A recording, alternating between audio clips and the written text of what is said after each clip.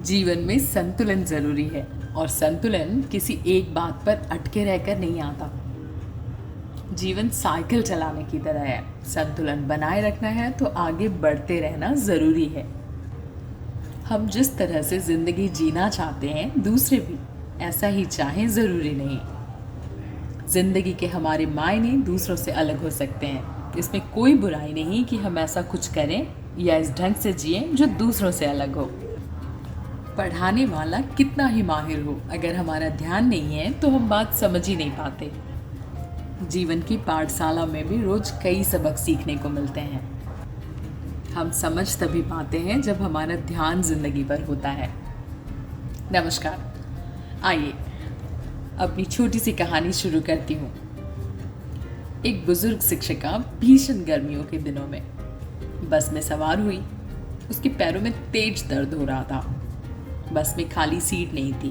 वो जैसे तैसे खड़ी हो गई। बस ने कुछ दूरी ही तय की थी। एक उम्र दराज औरत ने बड़े सम्मानपूर्वक आवाज दी, आ जाइए मैडम, आप यहाँ बैठ जाइए।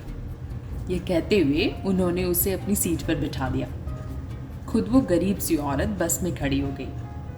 मैडम ने दुआ दी, बहुत बहुत धन्यवाद। मेरी सच में बहुत बुरी हालत हो रही थी। उस गरीब महिला के चेहरे पर सुकून भरी मुस्कान फैल गई। कुछ देर बाद शिक्षिका के पास वाली सीट खाली हो गई। बुजुर्ग औरत उस पर बैठ गई, पर तभी फिर से खड़ी हो गई और सीट एक छोटे बच्चे संग यात्रा कर रही महिला को दे दी। अगले पड़ाव पर बच्चे के साथ वाली महिला भी उतर गई। सीट खाली हो गई, पर नेक दिल महिला ने बैठने का लालच नहीं किया। बस में चढ़े एक कमजोर आदमी को बिठा दिया जो अभी अभी चढ़ा था। 2 स्टैंड बाद वह बूढ़ा आदमी भी उतर गया। सीट फिर से खाली हो गई। बस में अब गिनी चुनी सवारियां ही रह गई थी। अब उस अध्यापिका ने महिला को अपने पास बिठाया और पूछा, सीट कितनी बार खाली हुई पर आप दूसरों को इस सीट पर बिठाती रही, खुद नहीं बैठी, क्या बात है? महिला ने कहा, मैडम मैं एक मजदूर हूं।